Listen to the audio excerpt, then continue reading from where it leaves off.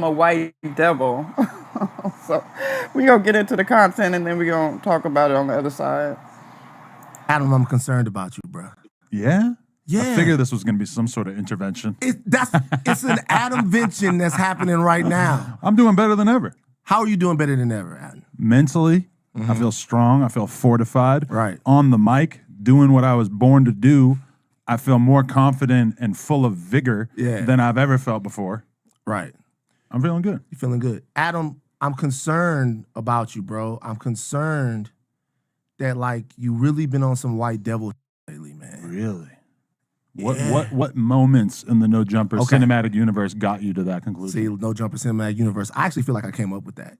Because like I feel like I was so into the No Jumper verse, the No Jumper cinematic universe, because you got your whole multiverse, but you're right. Probably not true. No, but there was a moment where I realized that like Andrew Schultz was very invested in what was going on here, and then there was a moment where I realized you were really paying attention, but to like a way more serious level than what Andrew Schultz every knew. Clip, every interview during the height of the Jumperverse, because really the Jumperverse now is much like the MCU, because the MCU started and they built their whole thing up. Then they had Avengers Endgame where everyone fought, and then some people left the MCU and some people, now we got new heroes. For the record, never seen a single Marvel film ever. Well, I could tell you ain't got no imagination. You all up. You know what I mean? Like, it doesn't look like you would have that type of fun. That's too I hate those movies. I've tried to watch them a few times. I don't get it. That's probably too wholesome fun for you.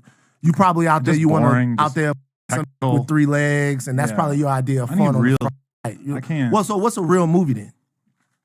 I don't know. I don't watch a lot of movies. You don't watch a lot of movies. Okay, really so like I said, I like documentaries. You like a different type of fun. Yeah. It needs to be real for me to get invested in it. Like you like going down. You probably like tonight, Lena. What we're gonna do is we're gonna put flashlights on our head and we're gonna get all on K and we're gonna go down to Skid Row and just like chill around and see what we can see and vlog about it. I have very low risk tolerance at this point in my life. I would never do something like that. Yeah. Let me come back to the white devil They'll thing. eat me alive down there. So this is my thing, bro. You was always on your cool white boy, right? And the cool white boy was working. Now I'm looking at you, and it seems like you wilding a little bit, bro. Well, what got you to that conclusion? So a couple of things. Number one, the Ruger thing was bad, bro. That was bad. How did he? He's a grimy GD, that one. See, you throwing out people's gangs? This is what I'm talking about. I got to keep it 1,000. This is the new Adam where you gang banging and you calling. No. I'm not gang banging. Calling out, saying he's a grimy GD is a little bit. Why? He knows. I know, but why? When he was here and he said straight up, for somebody that comes from Chicago, because we did Hip Hop Homicides, and I was there in Chicago seeing how things go. When he said he did not want to talk about beef, why did you press him? It almost looked like you wanted... Did you watch the interview? I did watch the whole thing. Right. How many gang-related or op-related questions do you really feel like I asked during that? Not that many. Yeah, like 1 or 2. But he asked for 0, so why couldn't you oblige him? Right, that's insane. If I had actually took him at his word right there, I would have probably just said like, all right, you could just drive back to Vegas and not do this interview, because Lil Durk, one of the biggest rappers, definitely the biggest rapper of Chicago, but one of the biggest rappers in America, had just done Academics' podcast, one of the bigger hip-hop podcasts, and in that, one of the premier questions that got clipped and put on Act's YouTube channel was, why or how did you feel about Kanye doing this album and putting you and Ruga on the same thing, inviting you to the same party, the same show, etc. And Lil Durk had like a pretty involved answer where he actually acknowledged Ruga by name for, I think, maybe the first time ever, or at least for in many, many years. And to me, that was just an obvious question I had to ask Ruga. And we actually had a pretty decent conversation about that, because that is just like the most obvious thing that you would ever ask Ruga. And even Ack hit me up after, like laughing, saying like, did Ruga seriously think you weren't going to ask that question? Because he said that he would have based the entire interview around that question because it's such an obvious question. So my thing is like, if you're going to be someone like Ruga, who literally is dissing Lil Durk's friends and family members on every single song, I mean, not every song, but probably more than 50% of the songs, you can't seriously think that you're going to come in and do an interview and not get asked about the most high-profile rapper from Chicago who just discussed you at length on another very, very big hip-hop podcast. Now, the thing that I fucked up is that Ruga pulled me aside and had that conversation with me of saying, like, I don't know if I really like that episode. But his reason for saying that he didn't like it was he just said he felt like maybe his energy wasn't on point. He didn't say, you asked me too many op-related questions. That narrative started later.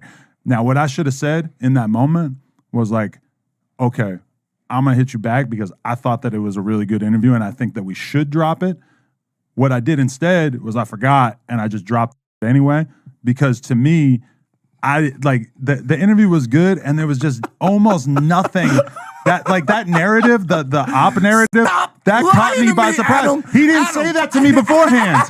And when you watch it, I barely asked him about anything. It would not have even made sense for him to say that that was the reason he didn't want it to drop. So listen, this is why it's the white devil ADAM22 right now. This is why. What you just gave right there is a completely salient, like, obviously logical response.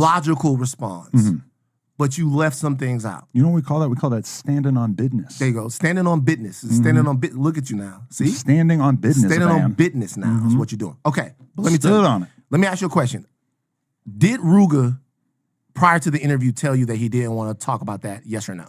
He did briefly say that. Okay. So that's why I didn't. I had 10 op-related questions that I did not ask him because he said that. But the Lil Durk one was like, you got to ask that one. But hold on, though. So that's the thing. The thing is this. Everything that you just said, as somebody who interviews people all the time, people in media, nobody's going to disagree with you. That's like, you know how many interviews have been pitched to me and somebody has said, either it be a label person or a PR person, hey, don't ask about this. And I'll say, okay, well, I don't need to have this person on. Like, if I can't ask about that, if you're going to come on here and I can't ask about that, I don't need to have this person on.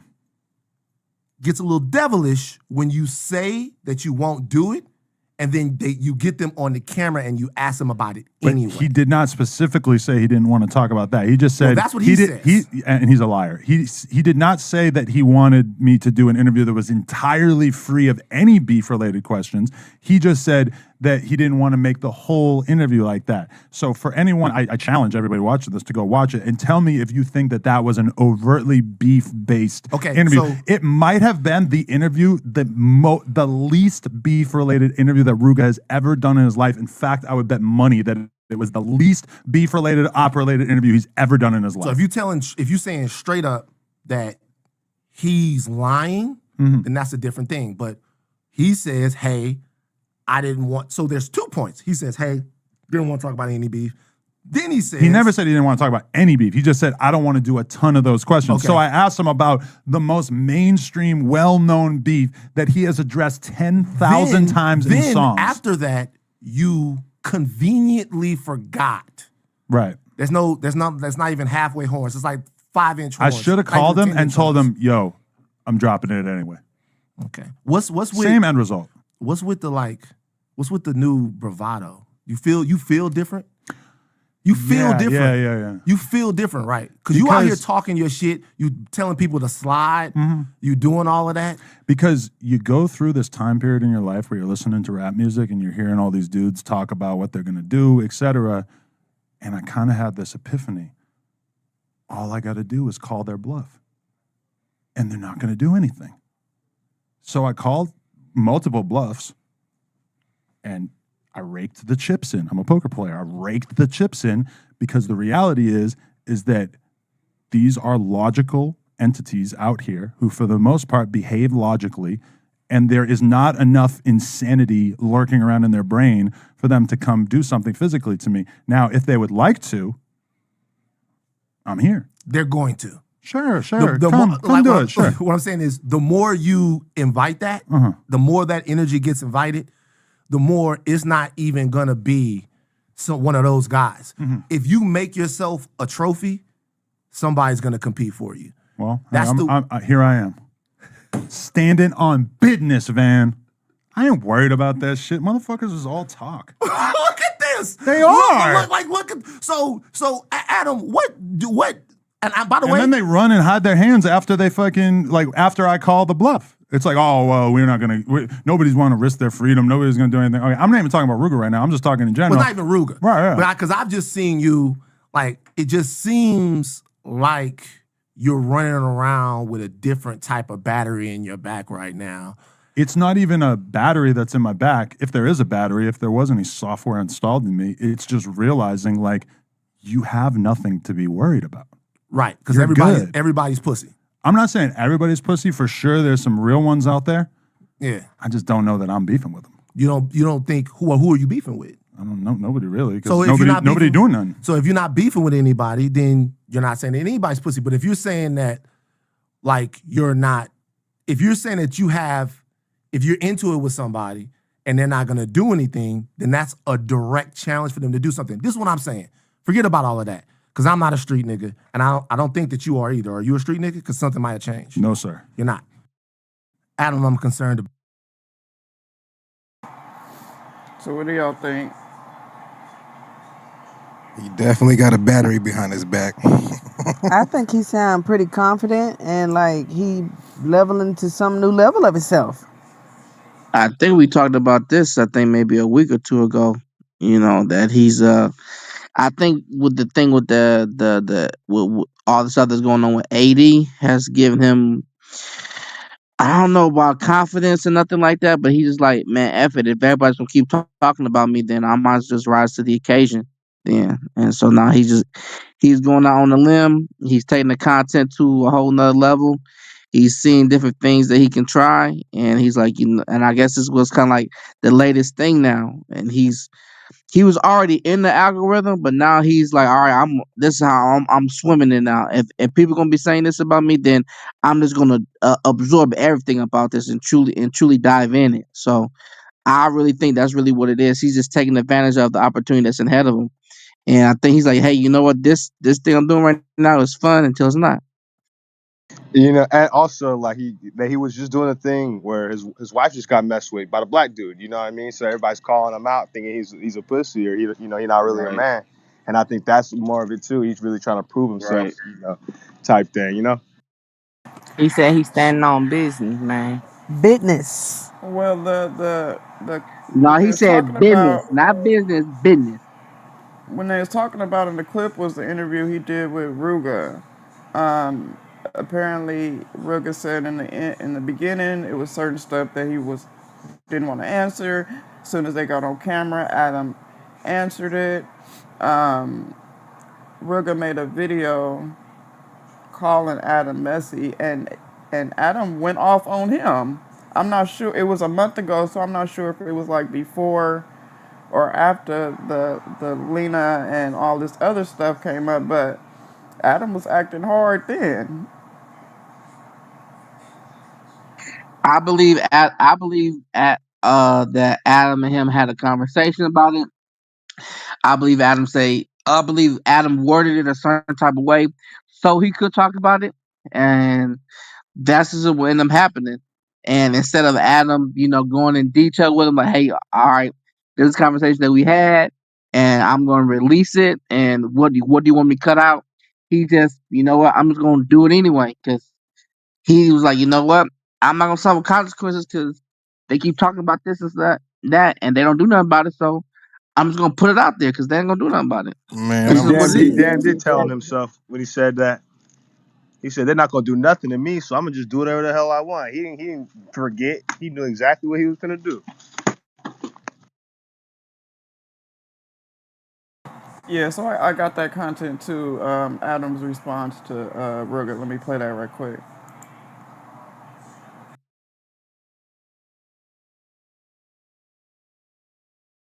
Woke up and I got Ruga throwing a little bitch fit. Sorry, I just brushed my teeth. Throwing a little bitch fit. Not that he's a bitch, but throwing a fit because I did an interview with him and I actually asked him about the shit that Dirk said about him in the academics interview. And I asked him about the billionaire black beef. And now he's crying me a river, acting like it was so inappropriate. Bro, Dirk just did a 3-hour academics interview and answered every single question about beef like a grown-up. He just actually answered the questions. Now you over here having your fucking period because I actually asked you about a couple of different interview clips that were viral that mentioned you. The rest of the interview was not about that stuff, and you're totally misrepresenting it.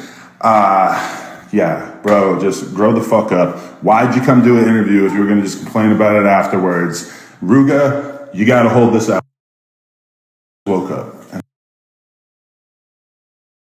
You told him to hold the L. Yes, and he put the L up. I ain't Here, mad at Nigga Adam. trolling, man. here's my thing, Rosetta. I think that anytime that anybody puts a camera in your face and records it, You're in the Matrix. You in regardless the if it Matrix. doesn't come out right then and there.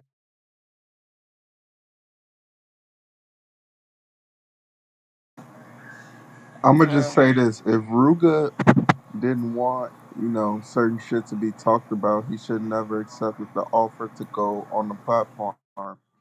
As long as he doesn't control or own the platform's gonna do whatever the fuck it wants because the platform has all the rights to whatever content is produced. Facts. So I don't get that gripe. I also don't get Van Lathan thinking he could speak up for another grown ass man like Ruga don't got, a mind of his own. So Well, Eric, I think Van Lathan's been on that Oh platform shit, a couple times. y'all. What go up, ahead, Eric. kid?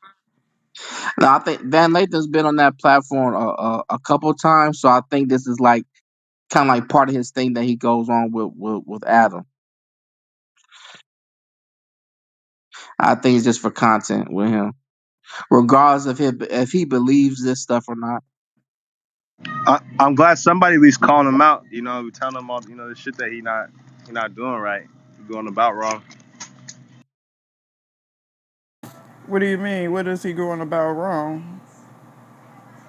Van was bringing up like the devil shit and him saying no I forgot and all these things. You just hold him accountable for certain type of things. You know what I mean? That nobody else on this platform is really doing besides WACK. It was one thing he said that I liked when he was like, just calling people bluff.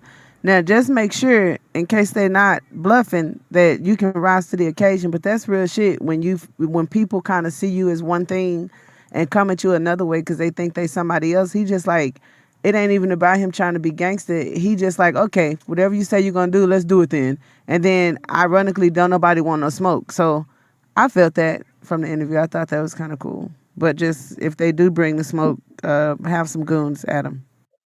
Well, Wax said it earlier. They ain't gonna do nothing because Adam can call the police if he want to. He not from that. He not from the streets. So all that street stuff don't apply to him. Now he get into street business, but I mean, at the end of the day, that's how he run it, and they are getting on his platform. So however he run it, he run it. He put that camera in front of your face. They can say, "Oh, don't do this," or "Oh, don't put this out there." If he put that camera in your face, it eventually gonna come out whether it doesn't come in immediately or it's gonna come out later. That content coming out. Yeah, well, it's entertaining. I'm just saying, run the bag up from one thing to the other thing. It's relevant and it's entertaining, so do it. Facts.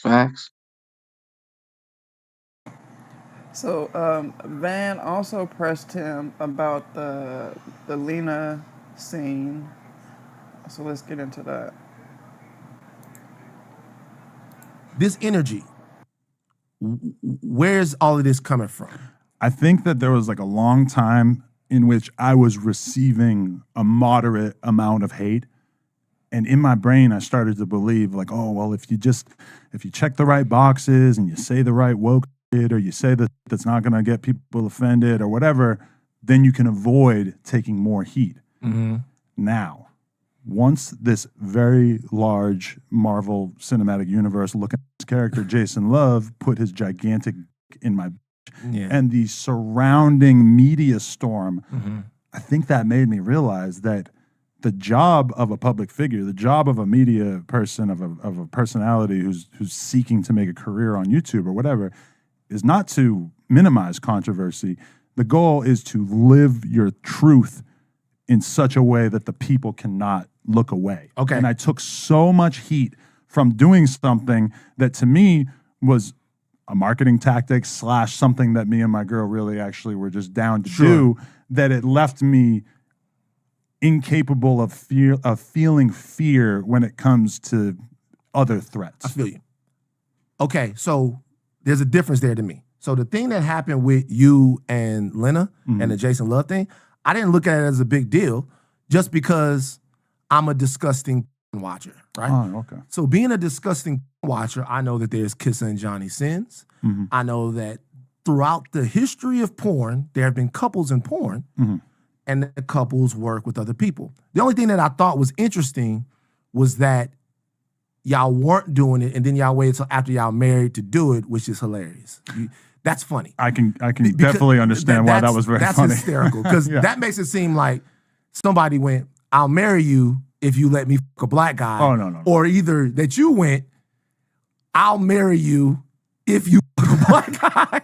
No. In reality, we have been talking about it. I've seen interviews prior to we have been planning the wedding for like well over a year. Okay. We maybe started having that conversation like 4 or 5 months before the wedding. So it was, and to us, the wedding. She said, I'll marry you, Italy, everything's good if like 10 days after the biggest in the world. That was not part of this arrangement. That wasn't at all? No. It was not like I'll marry you because of this. Really, I was the one who never thought that I was going to get married because to me, I don't really see what's so important about it. I don't believe in God and I don't give a fuck about the government. So for them to be signing off on some aspect of my life, it was important to her. It's whatever. It's more important to her. Now, the thing with Jason Love, that's like a totally different plot line in our life because I mean, keep in mind, me and her had already done. If my goal was just to intertwine my life together with her so much that it would be very difficult to disentangle them.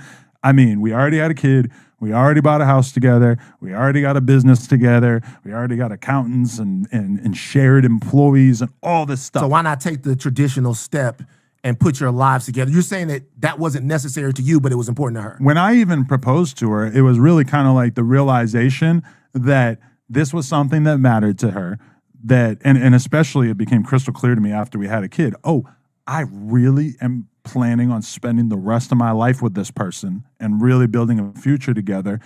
And I started to realize too that in her mind, she was always going to feel like she hadn't been properly honored as a woman and potentially because of her porn star status. Love? No, unless she got married. Unless I proposed to her. Okay. Yeah. I was about okay. She probably wasn't like, to her, that was important. So she wanted to be somebody's wife. I think, yeah. Okay. That's an important distinction in her world where she comes from a much more traditional, conservative Armenian culture. I think that's that to me is kind of different. Conservative shit. I think. And for sure, I am assuming that many of them know about this Jason Love arc and have not mentioned it to her or I. Sometimes I wonder what the conversations are like when we're not around. Right. Or the conversations are in Armenian and they probably involve the N-word. But look, here's the. Oh, Lord, we could get into that. Like, here's the situation. Never heard them say that, by the way. I'm sure her family's beautiful and lovely. I'm fucking around. But this is what I would say. One more question about that, because that was very fascinating. The whole thing was fascinating. I knew, obviously, with the space that you're in, that, letting somebody fuck your wife, that was going to be a thing, right? Or not letting somebody fuck your wife, because I'm sure she has agency in what she's going to do, but signing off on it. I worked with her on choosing the guy. This was a conversation between her and I. Let me ask you a question. So when you were choosing the guy that she was going to have sex with, was this we're choosing talent, or was this did you look at the different dicks as well?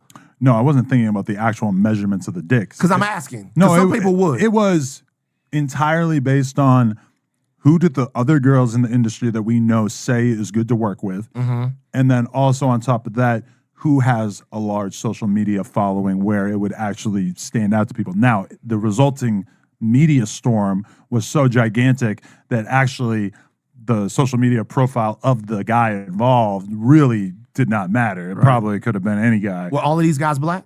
No. How many of them were black? I think we had 3 names and 2 were black and 1 was white. Okay. Because you realize that if you and Lena are looking for somebody for her to have sex with and y'all looking at 10 black guys and comparing their attributes, that feels like a fucking slave auction. That's a good. I didn't think of that. Yeah, but the thing is, I feel kind of naive now. Why? Because I wasn't thinking, oh, it'll be way more viral if it's a black dude. Now, having seen how this played out, I'm like, oh shit, that would have been a huge wasted opportunity if we had had a white guy do it, because the racial part of this storyline was a gigantic Obviously, part. America. But that didn't really occur to me because don't believe you. I wasn't thinking about it like that. I do not, bro, this is another part of the white devil narrative. And see, now you're making me feel even more naive because I don't believe you. You can scour my text messages. Bro, you let a nigga that looks like he plays middle linebacker for the Baltimore Ravens. He could not play for the Ravens. Don't give him that. Like he looks. Maybe a couple of years ago. You know what I'm saying? Like, so it's like, you don't think with as culturally aware and educated as you are, you don't think that your wife fucking that guy is going to be a much bigger deal than a white guy. Yeah, the white dude. In retrospect, I feel like an idiot for not thinking about that. Okay. Last thing I'll ask about this, and then I'll come back to the actual point that I was making. When I was watching you and Lena talk to Andrew Tate, I saw that her mention that you had cheated on her. Back in the day. So in no way, the first thing that popped in my mind was she got to have sex with Jason Love because Adam cheated on her. And then she was like, fuck it. You got some other, so I'm going to go out here and do this. Was that a thing? I think the last time I cheated on her was probably 2018. Oh, so that's a long time. So it was not like retribution so it's for over. that. I mean, that don't count no more. That's like, because it's like her, a 4-year thing. Her doing that was a business decision. Now, having had this conversation with her, I realized that it really did hurt her feelings when I would cheat on her back in the day. The lying and everything. But like, it's a huge betrayal, and we've been there. We want to treat our women more honorably. Yeah. And you know, so and to me, when I looked at it, and you know, I had to deal. I actually said on the podcast, I was happy for you guys. Because I had heard her say before that it's something that she wanted to do. You guys get to a point you do it, it's y'all business, whatever. That's the business y'all in. I think that is you. I think that's your truth. I think this other part is actually not your truth. What, me acting boisterous? I think that's not who you are, bro. Really? I don't think so. I think the Adam that you are is somebody I think the true you is the other guy, the guy who was trying to figure out how to solve problems, the guy who was there for the conversation. I think that's what's made you so compelling. I think this part, I think it has a shelf life. I don't think people are responding to it like you think they are. I think it doesn't feel authentic. I think it does. I think people are loving it. And even today, I've been talking a bunch of shit and people are going fucking crazy for it. Because you guys in this fucking thing that you do, you confuse attention with adulation. I think that I think I'm getting both. I think right now, if you went out and shot yourself in the thigh, that people would be like, oh shit, Adam shot himself in the thigh, lie on no jumper, everybody tune in. It's me, Adam, on some shit. I'm headed to Searside now. Let's see if I bleed out before I get there. That's going up. Okay. But I think a lot of people that would be engaging with you would be saying, this motherfucker's stupid. There has been multiple times throughout this whole cuck arc that me and Lena have embarked on.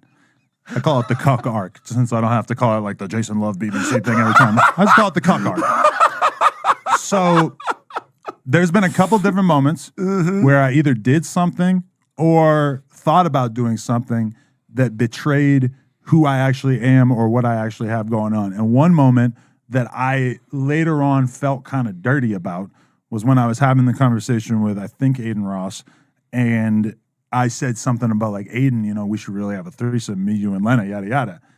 And that doesn't seem like anything super out of the ordinary for the kind of conversations that I was having around that time. But later on that night, I felt kind of dirty about it. And I said to her, I'm like, you want to know why I didn't like that? Is because all of the other viral shit that I've said, when I talked about how much I love you and I love you so much that I was still okay with you doing this scene with Jason, etc., that was all real. I might have been saying it in a kind of ridiculous way. I might have been hamming it up and making it more trollish and making it sound a little ridiculous. But at the end of the day, that is true. The thing with me offering up my girl is that we're going to have a threesome with Aiden Ross. You don't want to do that. That's a joke. And when I say it, though, the problem is that people take that and think, oh, look, he really actually has no respect for his wife. So I decided that I wanted to fall back on that because anything that I say or do that betrays how I actually feel, I do agree is not worth it.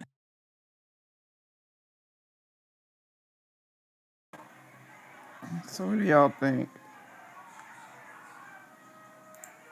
I don't necessarily think that this was a press. It sounded more like a friend, like saying, "Yo, Right, bro, what's going on with you, bro? Like, I feel like you wildin'." Business clear. Yeah, right. well, I know I sound like Van's more concerned than oppressed. That's just me personally. I could be wrong, but that's what it sounded like to me. Yeah, that's what Sometimes it sounded like to me too. Like he just is watching from the outside and sees a different version of Adam than what he usually sees, and Adam doesn't see it. well, it's kind of like too. Some people may have different beliefs or whatever, or lifestyles. Some people could have had intentions that they just now kind of like getting to come into fruition. So some people say, well, him doing this seems like XYZ to me because they have like traditional mindsets or their way of thinking. I don't think a lot of the shit that he do or say is crazy because I just know that there are a lot of people on this planet and we all different. So for me, it doesn't seem as extreme. And even when he said, I didn't really pay attention to the dude being black, but after the fact, I saw I could have missed an opportunity. The other guy was like, I ain't buying that shit.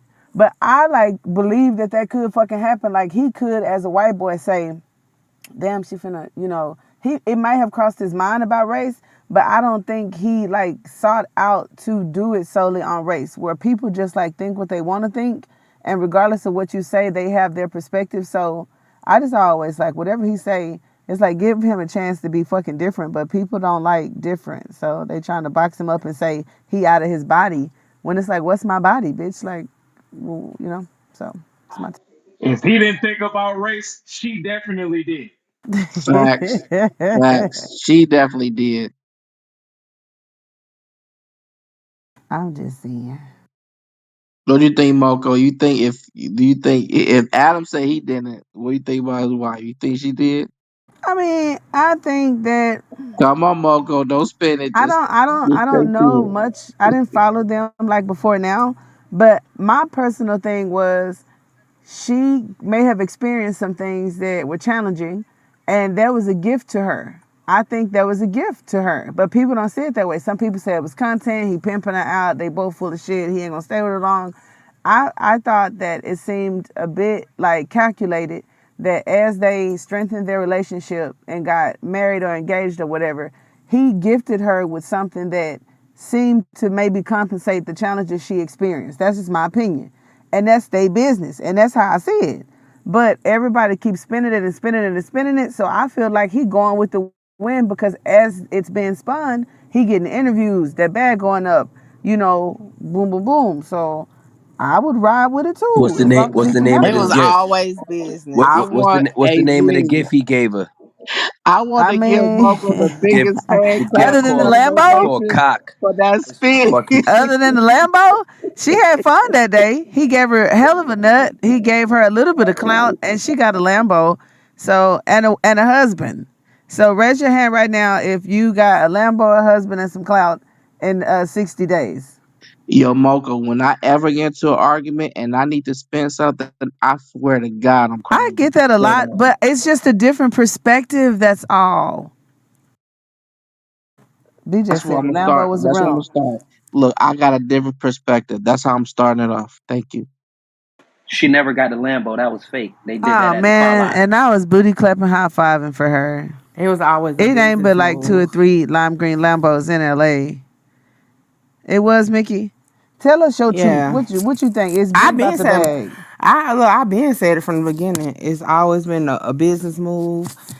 They been doing the porn together. They been doing the plug talk. All that was already in there. So as a business, let's sit down and discuss what can take our business to the next level.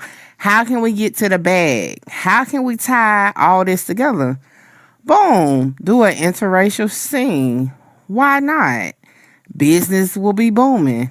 And fast forward, business is booming. So boom. I like that too. It just sounds more sentimental to say he was trying to make up for the heartbreak. Nah, I don't know him or nothing like that, but just paying attention, he's definitely business minded and about his bag at the end of it. And I definitely think it was definitely a business plan put out, and it just went. Of course, to us that's not in that type of field or in that type of business before anything type of situation, we may not get it. We may put more emotion to it, but I definitely don't think it's nothing emotional about it. I think it was a business move, and I don't think it's gonna do nothing to their relationship or nothing like that. I think they both understand business is business and personal is personal, and I think it's gonna work out. Yeah, let me see you come with that proposition to Mr. Truth and see what happens to you. Oh, that would never be a conversation because that's not our motto. But it's different, like for example, me and Mr. True understand about our business as far as like when it comes to the time I have to put in online, we understand. Somebody else may be like, hell no, you always online. It'd be 3, 4 o'clock in the morning. Da, da, da. That may look crazy to another couple, but for us it works. So that's how I look at it. That's what I say, Mickey. If it works, I don't dig too deep into what they're doing, but I know that there's content and we all have like rights to our opinion. But I don't look so dig. I don't dig deep into how I feel about what they're doing. I be respecting that some people have authentic communication and they have like, I don't give a fuck if it's an arrangement or whatever they got going. When people come to understandings and it's authentic and genuine and they rocking, I fuck with that because there's some people with traditional wholesome relationships sitting there lying to each other, and got married for stupid ass reasons or in a relationship due to codependency. So that's kind of like worse than people that have like taboo lifestyles to me. So do you think? Hey, someone ping Rook bitch ass into the room, man. Where's bitch ass at now? Pussy ass Oh nigga. shit, y'all! Oh shit, Lord Jesus. Even do it What right. You happened? What don't do happened, that no more. Bit? Knew that was gonna happen. What's the deal? Salute to the room. How y'all doing? Salute, Hey, Salute, beloved. salute. What hey, happened with you and somebody. Rook?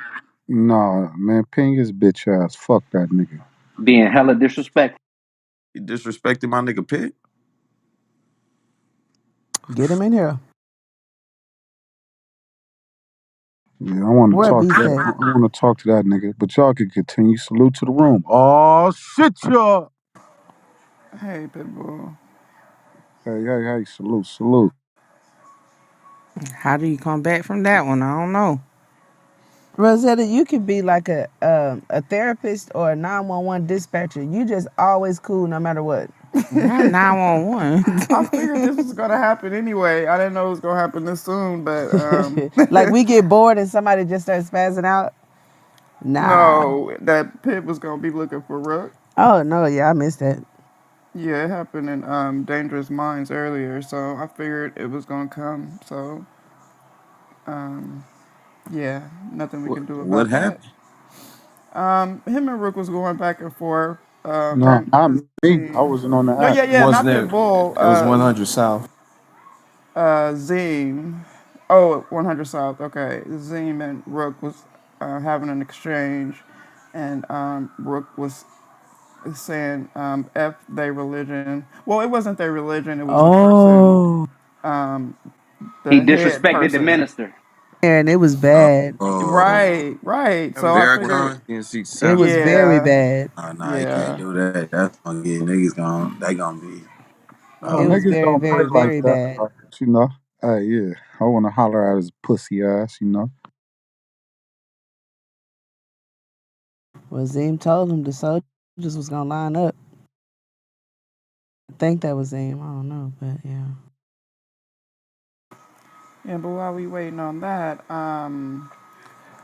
Trump is turning himself in on Thursday. We're gonna listen to how he getting processed and talked about it on the other side. He going to jail? Nope. He go bug What? out. No, Yeah, he he going to going the to country jail. club. Right. Yeah, he Trump going to says he will country be club, all right. arrested in Atlanta on Thursday.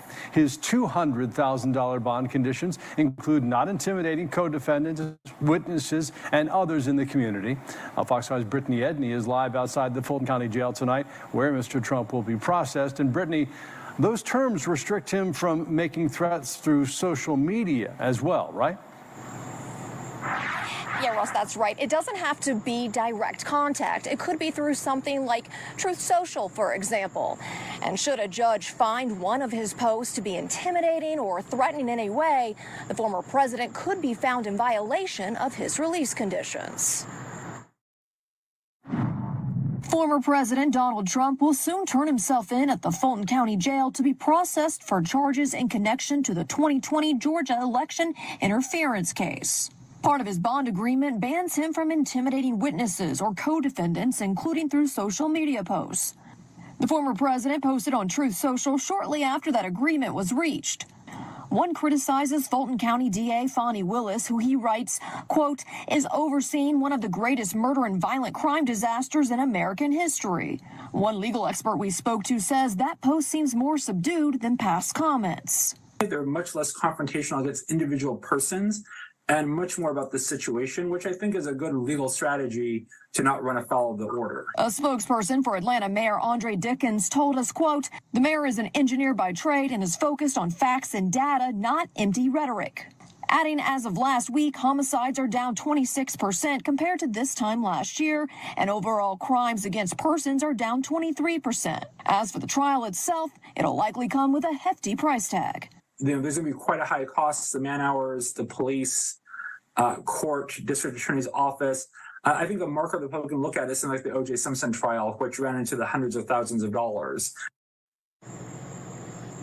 The legal expert also told us that one of the biggest challenges that comes with trying former President Trump in regards to all this media coverage is really going to be down the line when jury selection begins. Reporting live outside the Fulton County Jail, I'm Brittany Edney for Fox 5 News. That's going to be a long several months. Brittany, thank you very much. I want to see the mugshot because they swear that he has to have a mugshot. They will be the county to get his mugshot. I told you it ain't happening right now. I want to see I it. got $2 on it.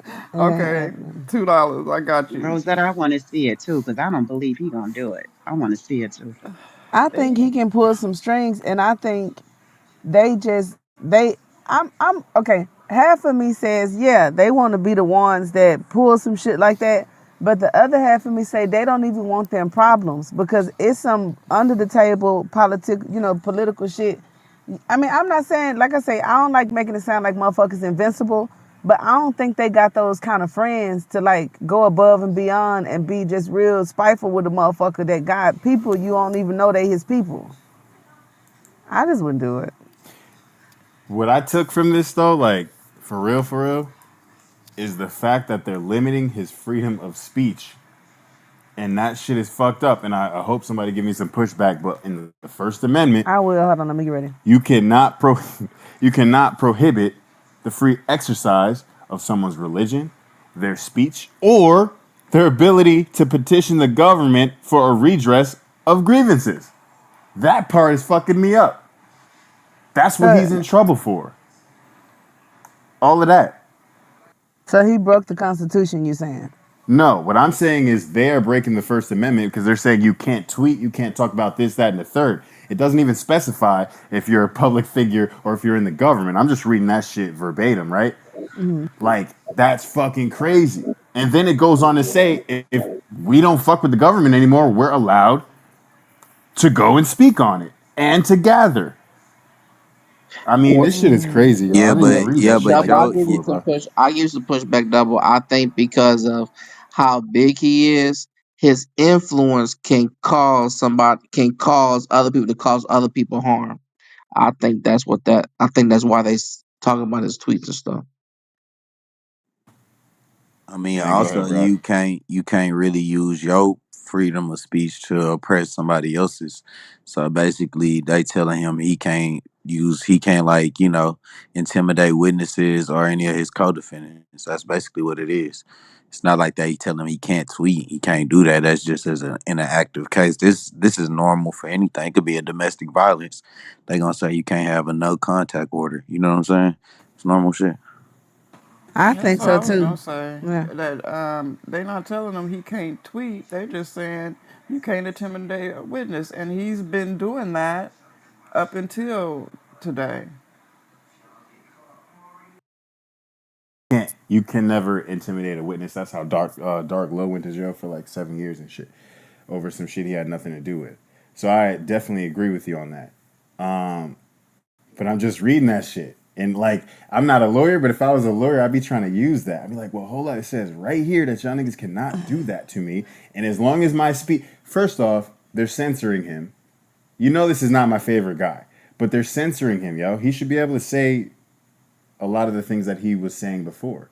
On an open investigation that involves other people. No. You got to be able to describe it. You don't have to say those. What up? And this is his tweet from yesterday. Well, not tweet. It's true. You in the Matrix. You in the Matrix, Jo. Oh, okay, he'll come back.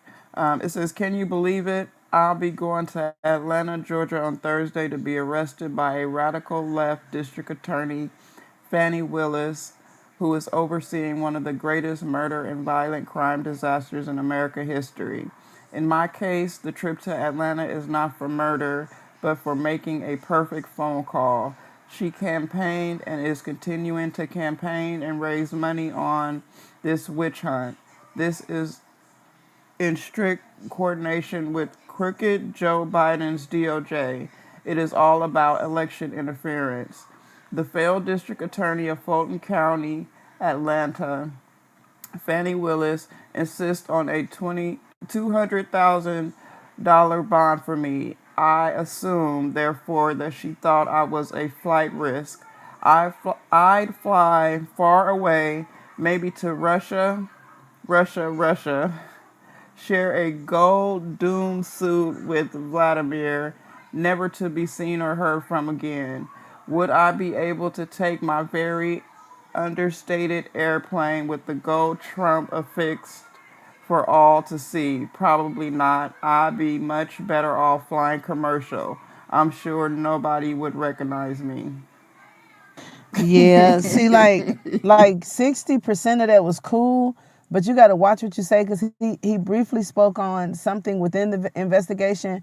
He made kind of like slanderous comments toward an official, and then he goes on with his opinion. So where it sounds like freedom of speech, he crosses the line here and there, and he goes in and out. You know, kind of like people do it. I just want to say that. So I get it. He's annoying, but if they find one little bitty loophole, it'll work. And that's what they did. They found a little bitty loophole because he don't know not to tiptoe over the line. He'll tiptoe over and come back. And all of that other rhetoric don't cover up a part that he put in there that shouldn't have been in there. Well said, Moko. Well said. And then if he gets those, the Trump supporters with the hats and shit, if he get them people cranked up, it might be a riot or something down in Atlanta. I'm just saying, if I was his attorney, it's all kind of ways if I were the state, it's all kind of ways I could spin that shit because we've seen what people do on his behalf and it creates a risk. And it could be like a matter of national security because he's a president that makes him international and you get to rile on emotions. That sounds like simple to us on this app, but it can be looked at in court as, you know what, you're right. Just like how they determine if people deserve bond or if they are flight risk, they sit and go over these, yeah, that's true, and yeah, that did happen, and yeah, he could do that, and yeah, they would do that, and boom, his rights going away, left and right, boom, boom, boom. So, but he got a good team. They should be looking out for him. I think they got their work cut out for him. I mean, actually not. I mean, the opposite, like literally. Because he has mad cases and he's lost a lot of fucking cases, right? But if you look at the charges and the shit that he's in trouble for, it's all in the same thing that I read. Like, they're allowed to kind of congregate there. Now, when they went in and did all that shit, that's when they fucked up. Do I believe that he caused that shit? 100%. But they do have to prove that beyond, the burden of proof and all of that shit is important in court. I don't even know what the term is right now.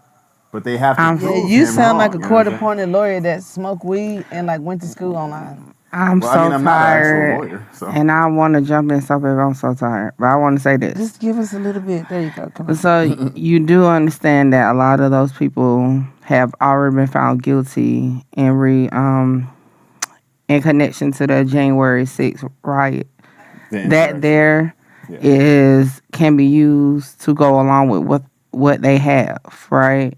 So as far as Fulton County, which is based off the whole voting situation, he's on this call, that perfect call that he keep referring to, right? Perfect call is the same call where they're alleging that he is basically using his authority to push his agenda of flipping the voting down there to the people in his cabinet. So when you put all that together, that's why they have the RICO, because he is influencing people under him to do what he wants them to do. So his freedom of speech is looked at different in this moment, because if you look at the revisions of that your First Amendment, and I can't quote it off the top of my head right now, you cannot use your speech for hate, your speech to entice any type of overthrow of the government and things like that. So that's the issue right there. So each side would definitely have a battle on their hands, but just alone saying it's violation of his First Amendment is not going to work. It was defamation, Mickey. You hit it on the head. What he said about that judge and kind of like insinuated certain things, that is defamation. And defamation incitement, fraud, obscenity, child pornography, fighting words and threats, or like she said, hate crime, or some things that are not included in freedom of speech. So that's why I knew that defamation shit, that put them on his ass. It wasn't Russia or shit about his passport. Yeah, because he been saying in his speeches where he been going to talking and shit, that she had an affair with one of the members of the people that she prosecuting. And somebody said that they even said that Trump even said the name of the dude, but I haven't been able to find that. But he definitely has been saying that she had an affair with them, and now she prosecuting them. I mean, he just. Well, I think that's antagonizing, because it sounds like he's saying it because he know he can and he know it's true. So what she would have to do, or what somebody would have to do, is say, "Hey, that's slanderous, or you lying on me." So we're going to court, and I think he know they're not going to do that. So even though he shouldn't be doing that, but he says it so confidently, I feel like he doesn't think that they going. What you gonna do? Because I'm right. So you want to do this? You want to go through this? You want to do that? So that's what it seems like to me. And it's just a mess. He said the judge's name. The person that Rosetta was just referring Not the to. judge, the DA, Fannie Yeah, Willis. the Fannie DA. Willis. That's my I bad. don't think he Yeah. actually used her name, though. Yeah, I I think don't he just think he's alluded to stupid it. Nah, enough to. he didn't use her name, but he definitely used characteristics. Where you can know who he's talking about, but he never said her name. But that's just half the battle, right? I really don't think that's gonna have an issue on the actual his case, but it does kind of what's the word I'm looking for? Shit. I'm gonna lack a better term. Tank. Dirty macking. Okay. The integrity of the office, because if you're saying this possibly about this DA, right, that's over the county where you're being prosecuted at, or this other case YSL is being prosecuted at, and you're putting this out there, you know what I'm saying? That shows like maybe it's something going on in that office. You know what I'm saying? It kind of like just shed a light. And I'm glancing at the chat. I haven't mentioned defamation. It's not defamation, but Yeah, I was responding to that. We talking about two different things. At first, we were talking about Trump's tweet, or the judge, some accusations that he made previously. The defamation was not about Fannie. So keep up, chat. Go ahead, Mickey. yeah, it was just a way to deter smoke screen the same way. Fannie Willis is shedding light on certain things, but not addressing the fact like King Von murder case being closed and Lil Tim being off of it. We haven't heard about that. Or why are you taking on a Trump RICO when YSL haven't even started the trial itself? You have YFN still you know what I'm saying? Like, it's so many smoke screens, and I feel like this is already about to be a circus with this Trump thing, and not just on his end, but on Fulton County also. Well, that was my point. Basically, it's not going to be so cut and dry and easy to fuck Trump up. Like, I've been saying that for like months, and I mean, really, that's it. They're gonna have to prove that shit, and that's what you have to do in court. They couldn't handle Bush. They can't fucking handle Trump. But I'm gonna mute up. Bush. He went through a lot of shit too. Yeah, but And Fulton County, or you just no, not just in general. Oh, okay. Didn't he have something in Florida or something? He had a lot of shit. He had international big shit. Like they accused him of international crimes. Not too much on W, please. Not too much. No, not too much. I was. Hey, Miss O'Block. Hey, Hey, Kiki. how y'all doing? Not too much. You know, his wife went to SMU, so I don't. Not too much on the Bushes. You know, so hey. I just So will this Trump be ain't gonna be easy.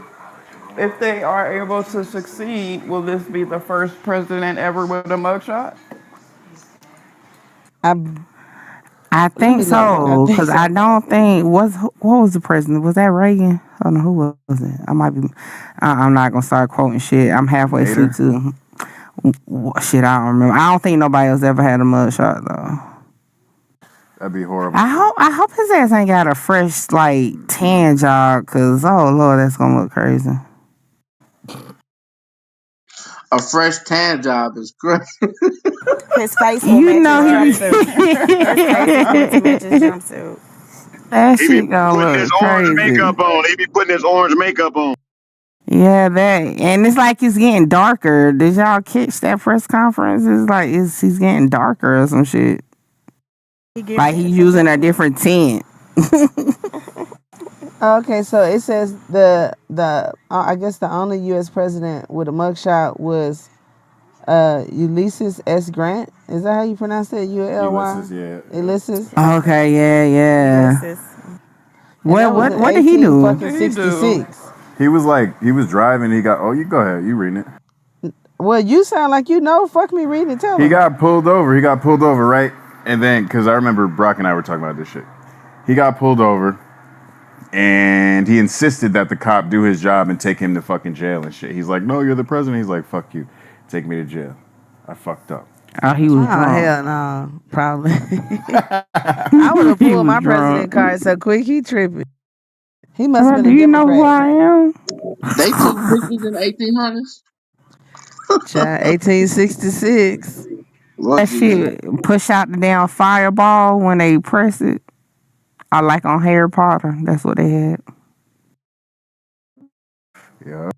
So, question, y'all. So, if Trump goes to jail, like, does he He's keep not his going to hair or jail. does he shave it off? For one, he's not going to jail. For two, that toupee coming off. He got to turn the toupee in. He'll be matching Tory Lanez in there.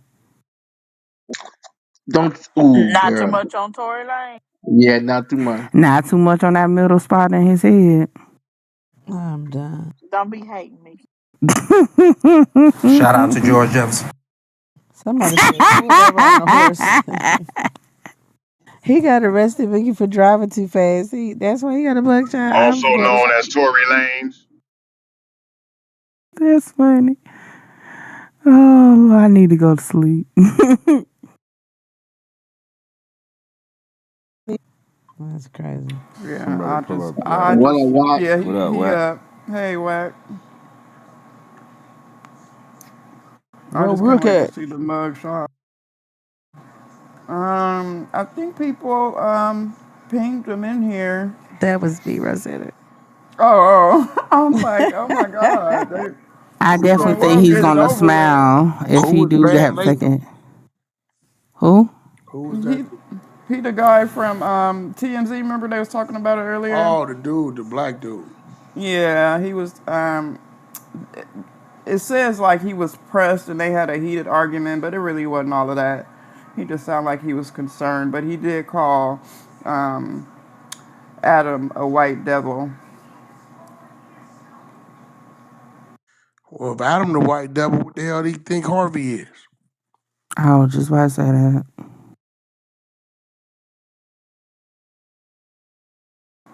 Definitely. You accurate there. They kind of do. Yeah. You can definitely say Harvey the originator. Right. Okay, so enough of Trump. Let's see. I have academics. Him and Charlemagne. Everybody think that they are beefing, but ACT clears the air. So let's listen, and we'll talk about it on the other side. It's frivolous, but I'll address it. So, I got bombarded with some messages of people saying Charlemagne clapped back or Charlemagne said something about me. Some people say, yo, Charlemagne called you a cocksucker or whatever. I don't know. Whatever. Anyway, where's the quickest way I could play this shit? Yeah. I see on this guy's channel. Okay. I know chicks. Okay.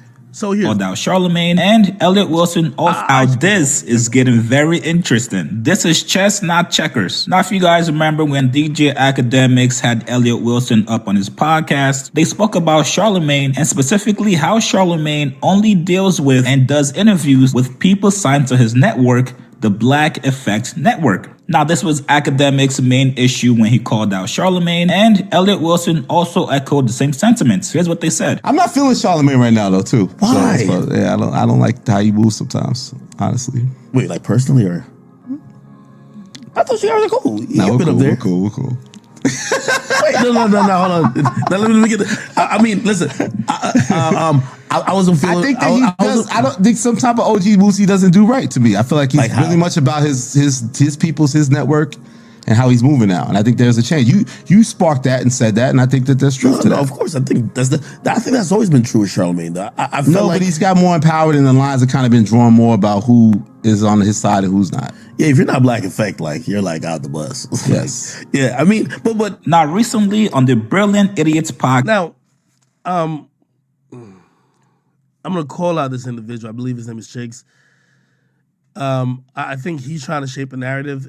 If you play the entire audio, that's more of an assumption of mine. I clearly also say that me and Charlemagne have spoken off the record. We have an understanding. We have a lot of mutual respect for each other. And also, he did reschedule my podcast. We did have a time we rescheduled. But he's a busy man, and I've been busy, and I've rescheduled shit too. So I didn't like how you just cut the clip there, but obviously it's going to fit whatever narrative, but okay. Okay. Charlemagne fired back at DJ Academics and Elliot Wilson by giving a shout out to Savon's podcast. Here's what Charlemagne said. I do want to salute somebody. I want to salute a podcast that I've been enjoying, and it is the Need to Know podcast. Need to Know. The Need to Know podcast. I just pulled them up. It is Savon, Alex, and Reggie. I like what y'all fucking do. Let me see. I like the chemistry. I like, the things y'all talk about, the things y'all discuss. I enjoy listening to y'all. I really do. Savon, Alex, and Reggie. 3 youngins called the Need to Know podcast. Salute to them. And no, they're not on the Black Effect. For all you cocksuckers who think I only big up Black Effect podcast. Well, damn, Charlemagne, why they gotta be cocksuckers? I thought it was a fair point to bring up. And in my video, I said there's nothing wrong with Charlemagne wanting to promote his guys. Why wouldn't I want to promote myself to people signed to my podcast network? The more money they make from me being on their podcast. All right, let me just cut this guy short. Because respect your hustle, brother.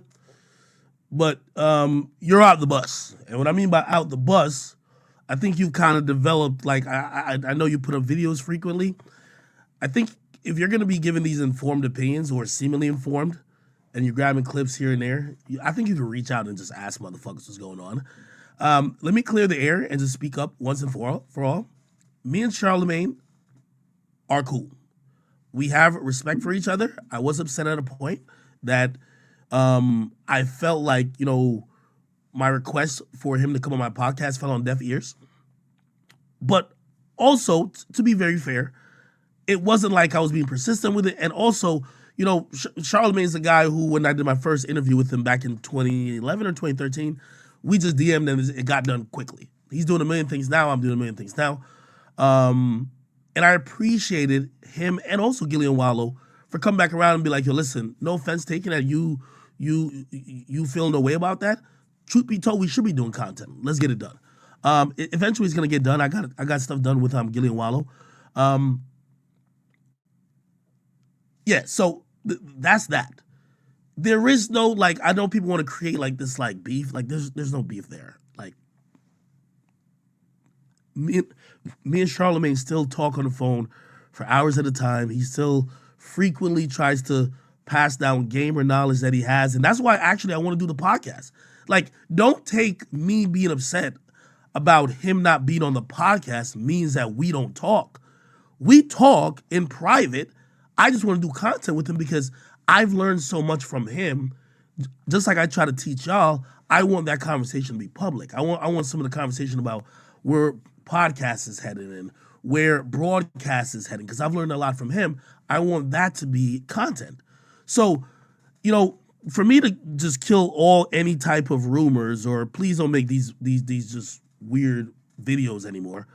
Me and Charlemagne are not firing at each other. We're not beefing with each other. He's still someone who I look up to. He's still the greatest, that's, if you ask me, in the urban sphere that's ever touched a mic when it comes to urban/hip hop radio.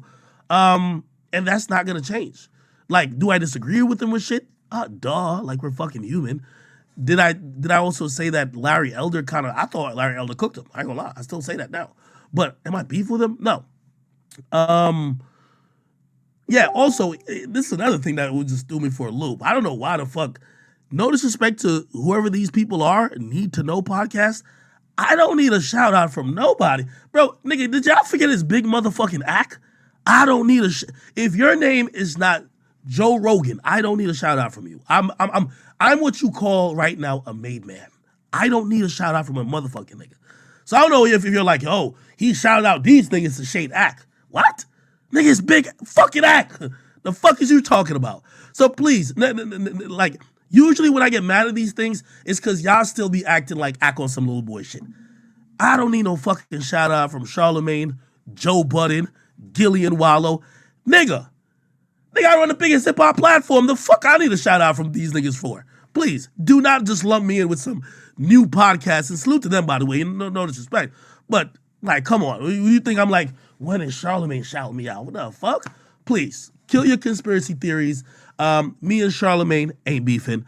And again, I should probably roll into the Joe shit. I love all of these guys involved because I don't see them as competition. Charlemagne is going the late night route. He's going into politics. I don't have those passions at the moment. He's not my competition.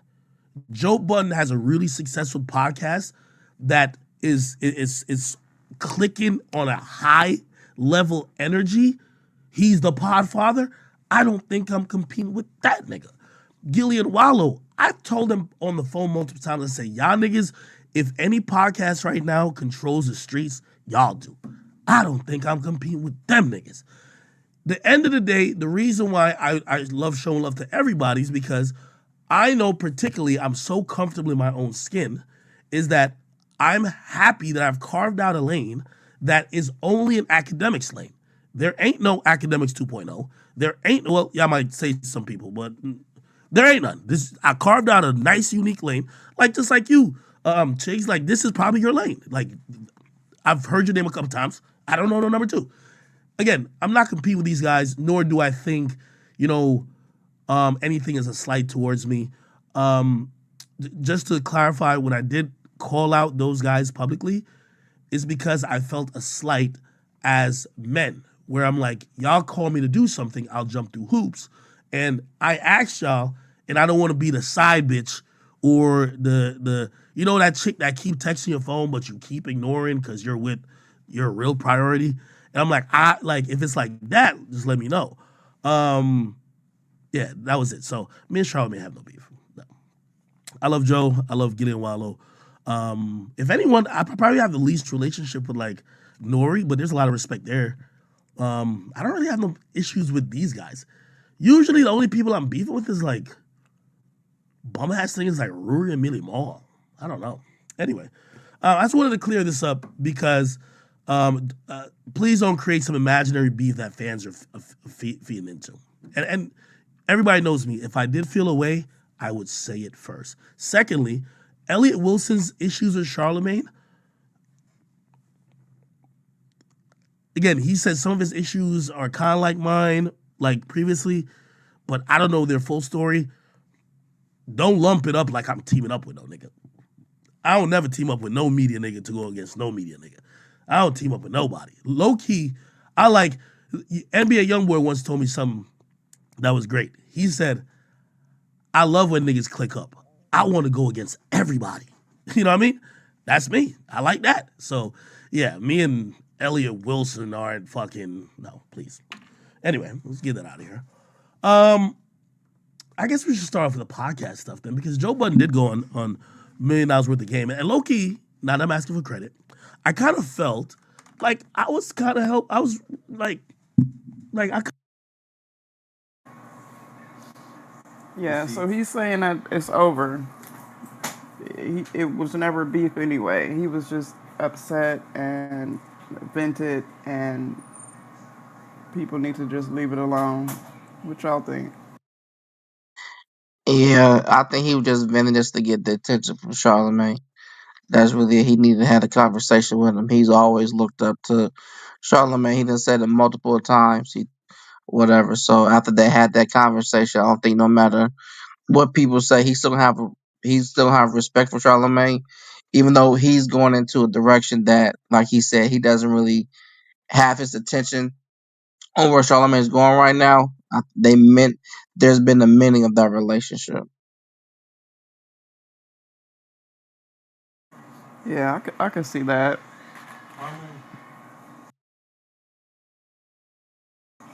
I can't wait to see the podcast when it finally happens. It's definitely gonna do numbers whenever that happens. It's definitely gonna do numbers because Charlemagne is bringing a different will be bringing a different crowd over there, and the conversation is going to be on a different intellect level, something that he really doesn't talk about, which is more of a political part. So I think Act will have to do a little bit more studying instead of just kind of winging it how he does, because he kind of knows the industry.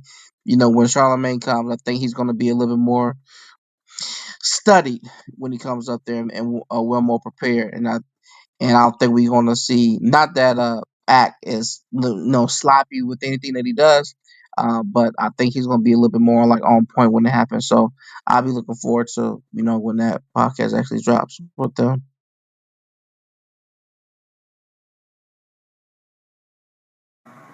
Yeah, and you guys seen that Fresh and Fit is gone? They I, are you, I they thought they permanently out of were here. just demonetized. right, but they still posting, or did they go ahead and stop? I haven't Aren't they on seen any like? posts. Oh, Go there ahead. was one. No, I Oh was no. gonna act like I thought they were like going to another platform. At least that's what I took from the video, because they was heavily like putting up a link to where they would be going live and shit like that. But what was funny was seeing dude walk off the set and shit like that. Do y'all think that was, whoever seen it? Do y'all think that was real? Or do y'all think that was for the cameras? Say that Cameras. part again. Say it You again, think Eric. for the, you think it was for the cameras, Larry? No, I was asking. Yeah, yeah. What's the dude named Myron? He got like emotional and walked off the set. Do you think that was real, or do you think that was for the cameras? No, that's definitely for content. Real. I know. I Man, do think you that's know the content. type of money possibly they was raking in on that channel? Hell, I would have cried too. Shit. You, they probably signed a deal. Like now I'm gonna tell you this. I didn't see it, but knowing them and how they be operating and the hands that they've been shaking and what they've been moving around with, they got a lucrative deal to go somewhere else. Yeah, they was making a lot where they was at, but they probably making more on what they're doing now. They're highly controversial. They got a lot of dynamics coming on there, whatever. So they good. They just did that for the ratings, so they can move over to the next platform. Deal with Rumble, but that don't they been had a deal with Rumble. That ain't like academics got a deal with Rumble as well. You still want to put your shit on YouTube just because it serves a bigger market, and then when you on a partnership, they advertise your shit a little different. So it's gonna hurt them niggas a little bit. And they can't get the super chats, and they was one of the most super chatted channels, like period. Like if you look at like the super chats, them niggas was like number like 5 of all the super chats. So they can throw that cash app up and shit like that, but it's a little different. That shit, I think that was real. Um, phew, losing monetization even for a smaller platform. You know what I'm saying? I can only imagine. They was like in the top 10 every week for their content. So that got to sting. Even if they do got a deal somewhere else. And I've seen other videos with people that get their deals. I ain't seen one like that though. That man there was hurt. Um, so I'm just gonna say I really think it was for real though. Nah, that's for real. They been had the Rumble deal. That ain't the Rumble deal. Ain't no that shit. What happened to them niggas on YouTube is real. That nigga cried. That shit ain't no joke.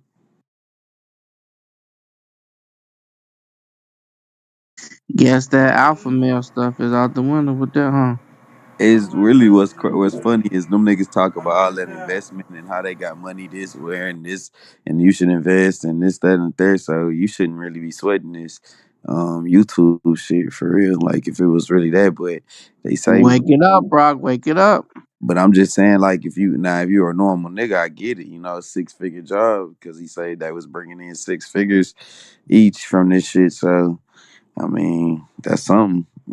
But hey, the way they be talking, they like big investment gurus and shit. They teach classes on how to invest. So I don't know. You probably should have a diverse portfolio. Won't be teaching on YouTube. Not to That make no money. Do it for free. that that 1.49 million down the drain. But what's crazy is YouTube had the choice, like YouTube basically is kind of a slap on the wrist to a degree because they could have just removed all their shit. You know what I'm saying? And took them completely off the platform. So they just demonetized them. So Yeah, but that stings. Just take me off. That mm, stings. What did Okay. they? you don't What want did to be they do? taken What did they completely do off. to lose their monetization? What did they do to lose their monetization? It's like too controversy.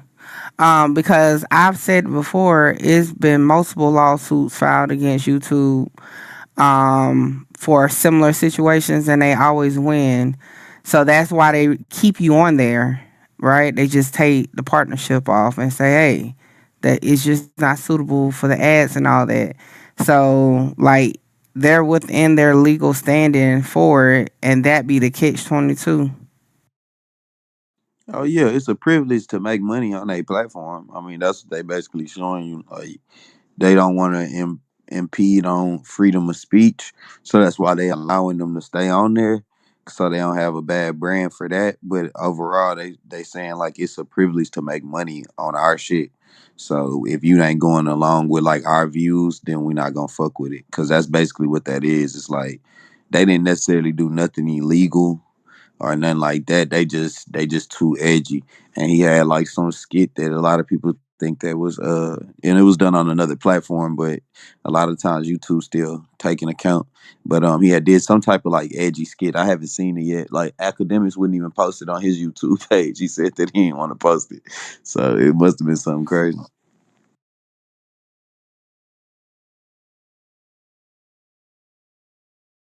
So, when you are demonetized, you don't get money from your old videos either. It's just YouTube doesn't pay You you at get all. nothing. You get nothing. Yep, he get nothing. I haven't went through it, but to my understanding, you get nothing.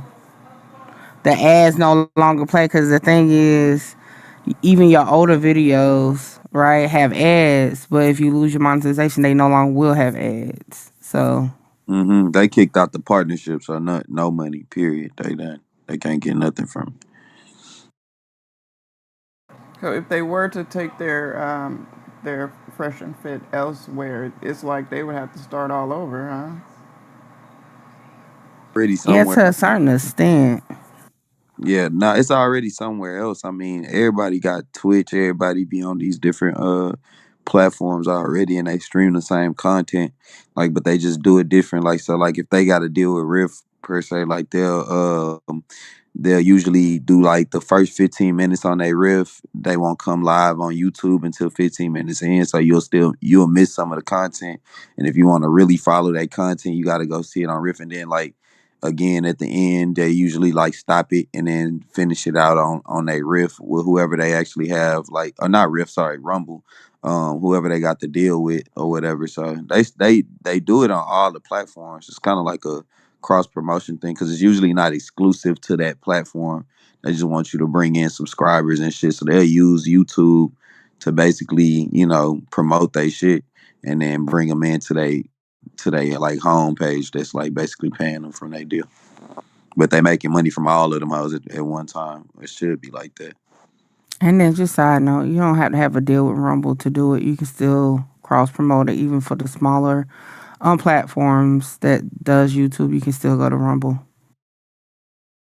Okay, Yeah, so I got I feel the like you should part be where on everything, period. Like, why would you not be on? If you smaller and you don't have no exclusive deal, you should be on everything. Shit, I mean, all Well, of no, it. it's just a thing because you can stream it at the same time, just like Act does. It's not That's like that's not exclusive to like a deal. I was just making sure people knew that. Cause I'm saying like the part where they're like kind of because they want to drive the traffic to their Rumble, right? Like so like people, instead of me just watching it on YouTube and having the option of YouTube or Rumble, because I'm gonna always pick YouTube. That's the bigger platform. It's the easier one. So what they'll do to drive you over there is to like stop. They won't give you all the content. They'll just give you 45 minutes of an hour and 30. You know what I mean? Because they kind of trying to drive you over there because they getting paid on their deal for that shit. so I got a little part of the video about them being canceled. Whether it's the press writing articles on us, videos getting taken down that other channels are not getting taken down and it's the same exact content or whatever it may be, Rumble getting hit, right, for free speech, video, like just get strikes, whatever it may be. Guys, it's gotten to the point now where even where we shoot the location doesn't want us to stay here. Yeah. I didn't want to fucking have to say that shit. I really didn't want to have to admit that. I wanted to just move the studio, surprise you guys. Yo, new studio. It's lit, right? But dude, there is the Matrix, man. Like, I mean, we've talked about this with Andrew at length. Like, people don't want you guys to get this message, dude. Even Rumble's under attack too, bro. From everybody. Yeah, they're trying to shut Rumble down. I think at some point there was free speech where it was like, okay, you know what? Say what you got to say. We won't crucify you. But nowadays, free speech is kind of like, is it even a thing? I mean, not really. And and I've already put a considerable amount of my money into this new studio for you guys. I already put it in. I'm like all in. You know what I mean? And it's okay. I'm never gonna say, well, I'm doing this, blah blah blah, and I hate doing this. I love doing this. I'd be lying to you guys if I didn't say I didn't love doing this. I left a job that I truly loved to do this, right? Because I shouldn't be admitting this, but saving children, right? That was great. But saving you guys is better.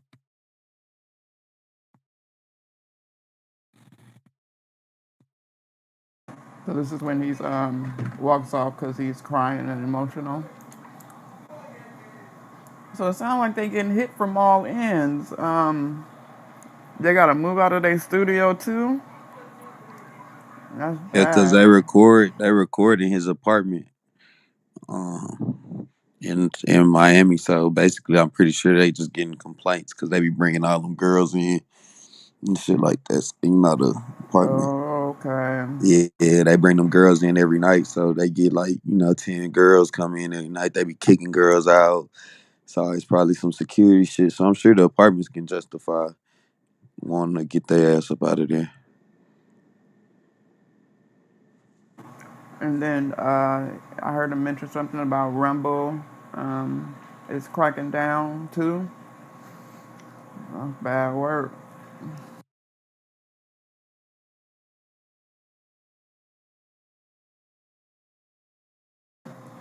We got a little bit of time. Can YB save hip hop? Yeah. What? That's Can what he said. YB Young I boy. save think he hip the hop? last one. He the last one left. Wait, did you say can young boy save hip hop? Yeah. I didn't know hip hop needed to be saved. It needs to be something. Well, it looks like Birdman or YB dropped a video with Birdman telling him that he needs to save hip hop, and DJ Academic speaks on it. So I'm gonna play the video and then we can talk about it. Was making up Twitters and posted on his business account. Nigga, just use your fucking account. It's nothing. You're not doing nothing new and special. Get what I mean? Now he's finally using his account, and I'm gonna take credit for it. I think I bullied that nigga into it, but I'm sorry to tell you. Anyway, I like that he's doing it because you're supposed to this new era of not wanting to promote your music is fucking weird. Oh, I worked hella hard on an album. I turned it in, but now I'm going to deactivate that I can't talk about or promote it. Why? What's wrong with y'all niggas? Anyway, he posted this new video on his Instagram, and this was the video. It's a conversation with him and Birdman. Here we go. Man, you can't find nobody to write this type of shit for you. You can't do none of it. This shit is that real gangster shit. You already know what it is. That's what we need you, man. Man, this shit watered down, man. The fuck, man? Man, this shit too watered down, bro. I see it's watered down. I'm finna come Man, though. this shit too watered down, bro. Nephew, this shit too watered down. I'm finna come. You gotta save hip hop, bro. Okay. So Birdman tells Youngboy he got to save hip hop. Now, if hip hop is Gotham City, Batman is Youngboy, and of course, Batgirl is McConan, right? So both of them together will be trying to save hip hop. We'll see how it goes. Now, let me just say this. Youngboy is a very incredibly talented artist. Incredibly talented. No matter what you could say about him, he's incredibly talented. Let me be very clear. And Birdman, when he says save hip hop, and by the way, his caption was, I'm ready to turn my album in. Youngboy desperately needs someone to do to his music what niggas eventually had to do to Young Thug's music. Bro, you're creating 1,800 songs a day. 300 of these are garbage. 200 of these, you're sounding weird. The others are okay, and there's 8 hits in here. He needs curation. That's all Youngboy needs. Very talented artist. But I think when he's in a quantity mindset, which I think he was in last year, where he was bragging about trying to put out 12 albums in a year, it wasn't about let's pick the greatest songs that came out. It was whatever I worked on, I was going to put out. Now, sometimes you find that pocket, and it works. It's worked for Youngboy before. Notoriously, it's worked for Lil Wayne. Remember when Wayne used to just drop music and everything was hitting? Great. What's happened, if you ask me, in the last 2 or 3 projects for Youngboy is that people, and by the way, one of them was his album, people are getting kind of worn out with him not curating the music.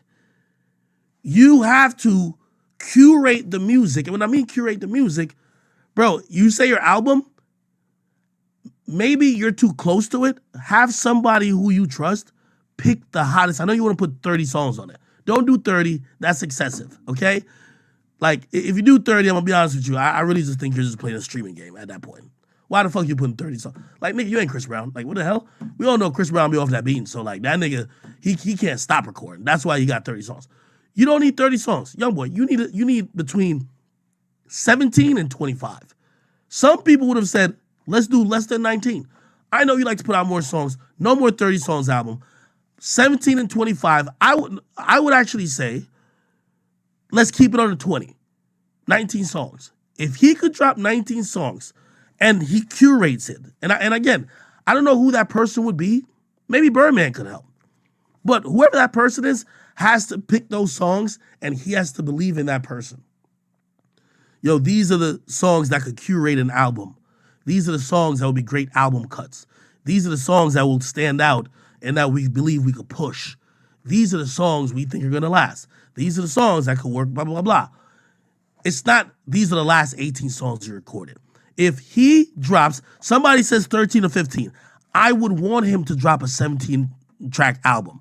But truth be told, I do think he cares about sales, even though he says he doesn't, because ain't no reason you're dropping a 30-song album unless you're trying to run it up in sales. Let's be honest, right? Curate it. You're an amazing musician that even if when people don't like or they don't really care for your album as much because there's too much whatever, fillers, you're still going to have 2 to 3 fire tracks on it. You know what that tells me? Bro, those 3 tracks should have been put with maybe 4 other tracks on that album, and then you took another couple songs that you probably dropped on another album, and you could have had a really good album. So again, I'm hoping when, if he's going to take the save hip hop thing, which, is kind of like a little phrase everybody uses, you can save hip hop, young boy, but you got to save it by curating your music. Maybe it's not you. Maybe it's maybe it's Montana. Maybe it's Birdman. Maybe it's somebody at your new label that you trust. Maybe it's Alex. Who knows? Pick 17 or 19 songs. And if you curate like that, I think you'll drop a fire album. By the way, I think you need to do this. I'm going to tell you why. The reason why I felt your sales, with the exception of the album you dropped the same day as Dirk or whatever, or you were trying to drop the same day as Dirk, the reason why I think your sales have kind of, it's been a little bit lower is because you're not curating.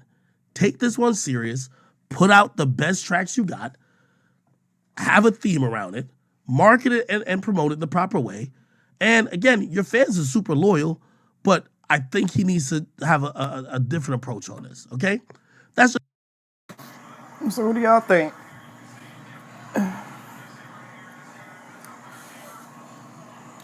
What do y'all think? Academic dry. Say it again, Todd. I didn't hear you. Yeah, I was about to say, what happened? I said academic dry hating. I mean, here go the thing though. And I ain't gonna lie. 30 songs, nigga, that's like 2 albums and a mixtape.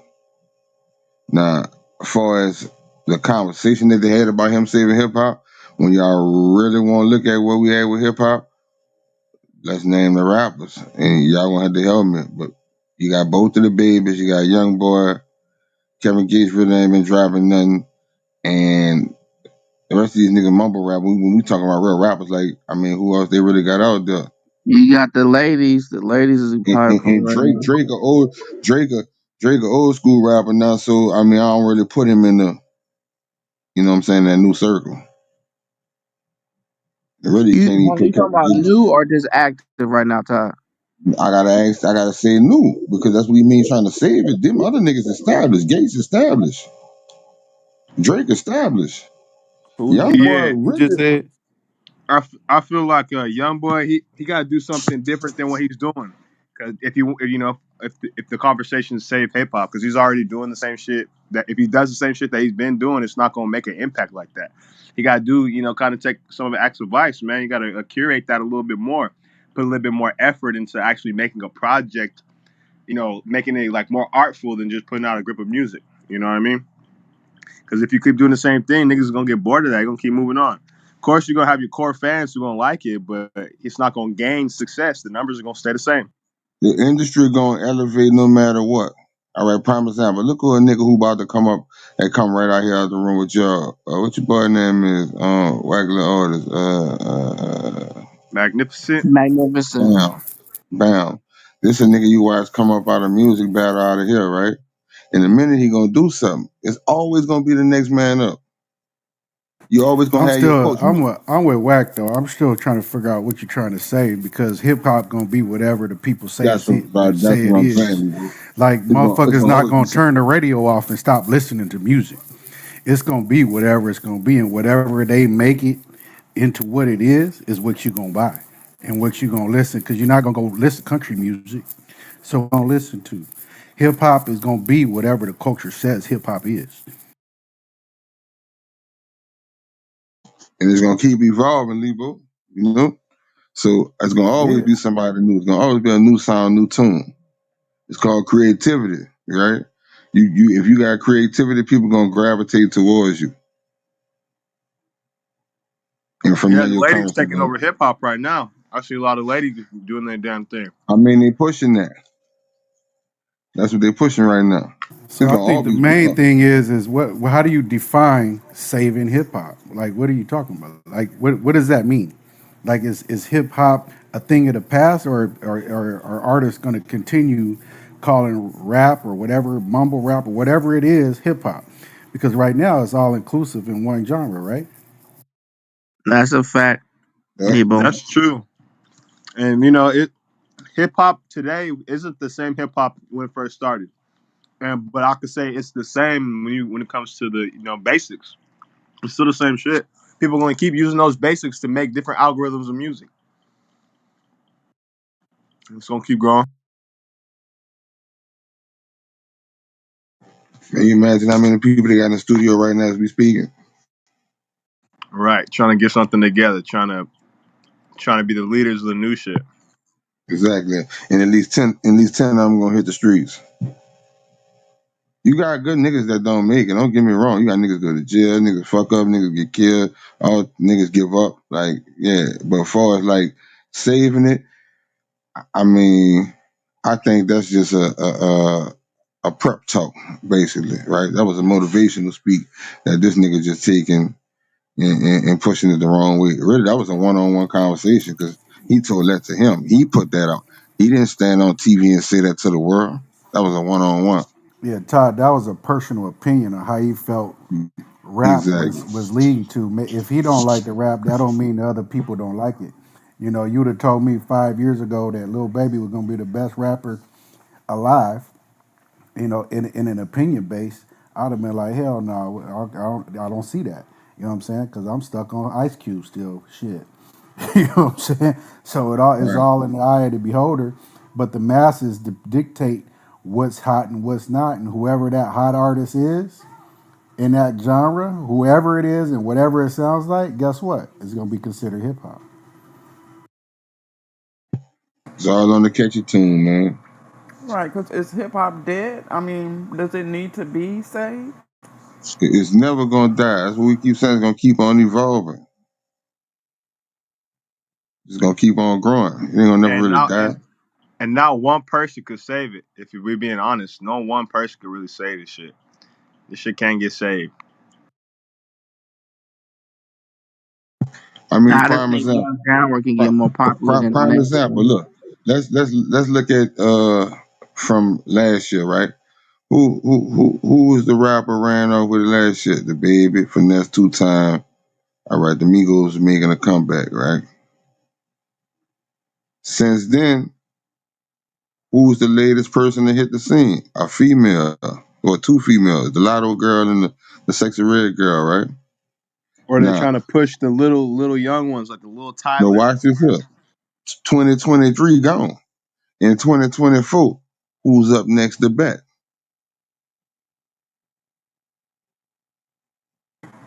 Yeah. Who so you never know, man. You never See, know. see. Somebody So, could pop I out mean, tomorrow and everybody be like, we ain't never heard of this nigga, but his shit cracking. but but now that goes back to what Lebo was saying. Now name an era when we never had no music or we never had a new artist. Give me one era. Give me a year in time. Give me a time span between the numbers.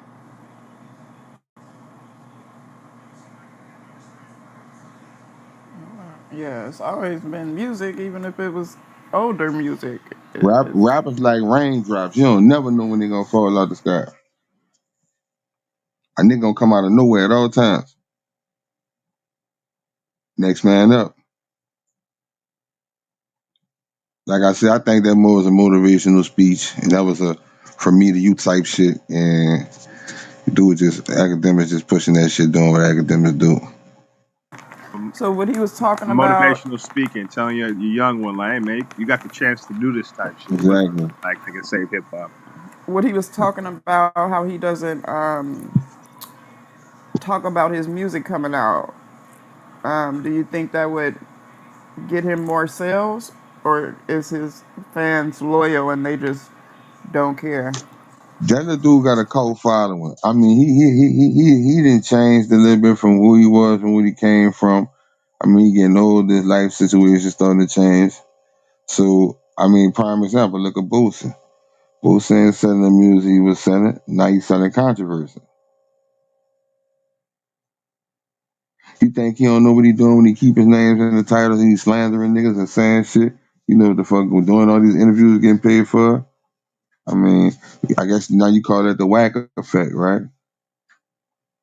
But when it comes down to that little dude in his music, I mean, what this is 4 year in the rap game? Well, most rappers is their last year. You don't see too many rappers did it like Lil Wayne.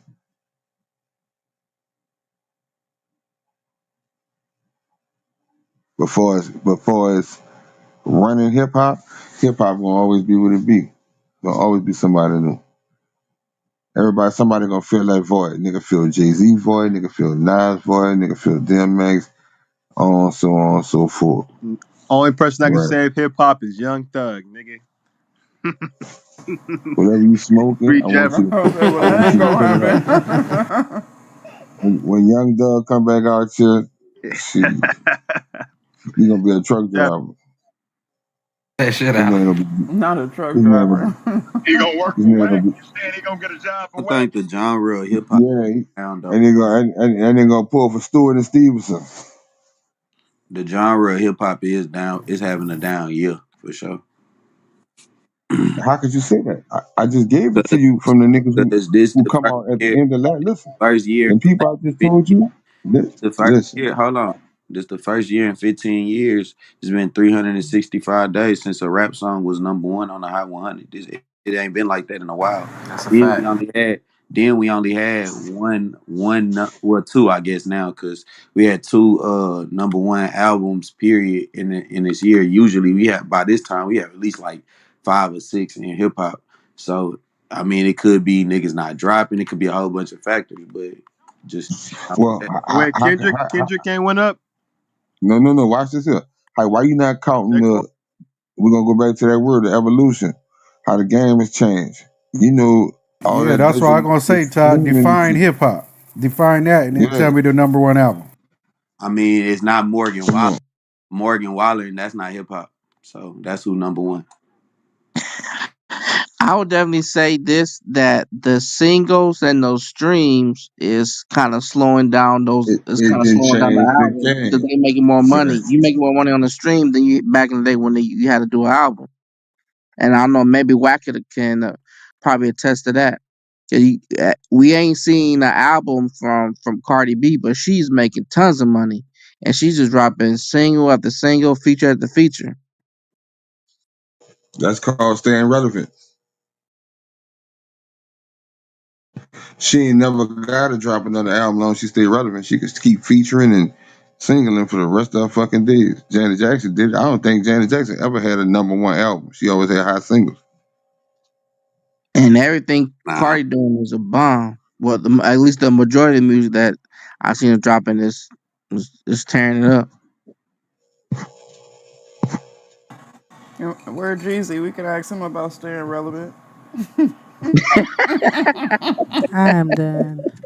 He don't know nothing about staying relevant. He know about stay running. Oh Feel my that nigga. And god. listen, that nigga like a fly. He gonna be anywhere they got shit. Bro, that was Damn, good. y'all still on him?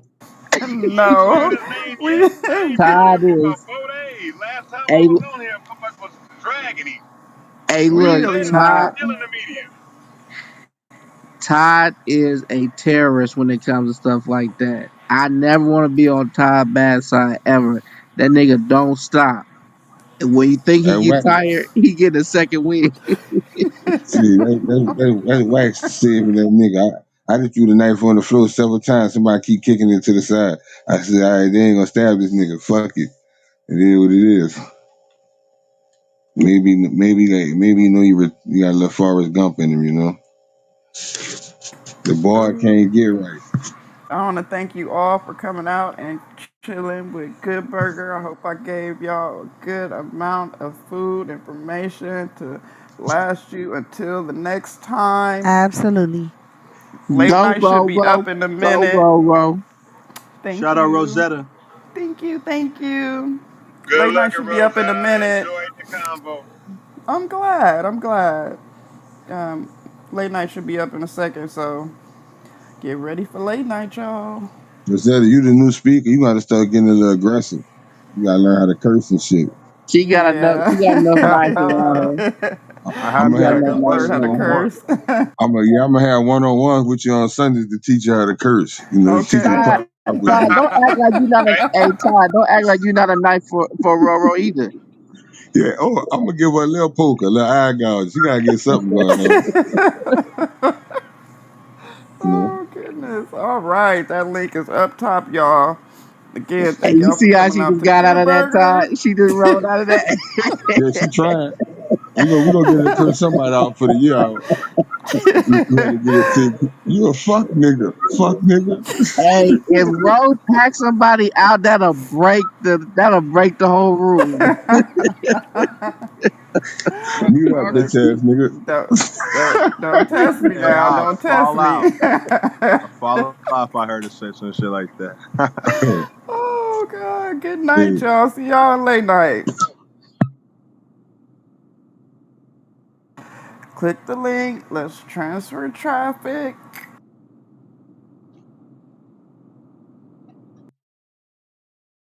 I got you, Rosetta. All right. Thank y'all. Yes, man.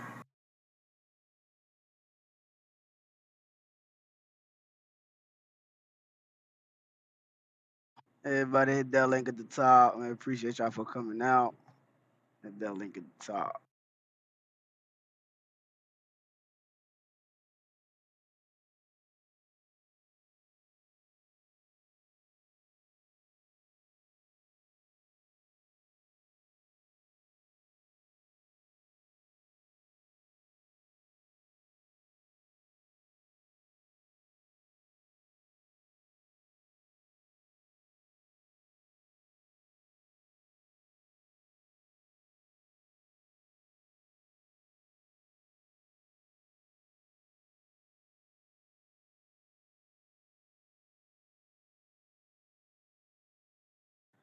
Come on, y'all. Hit that link at the top. Hit that link at the top. Let's go to late night. Late night is open.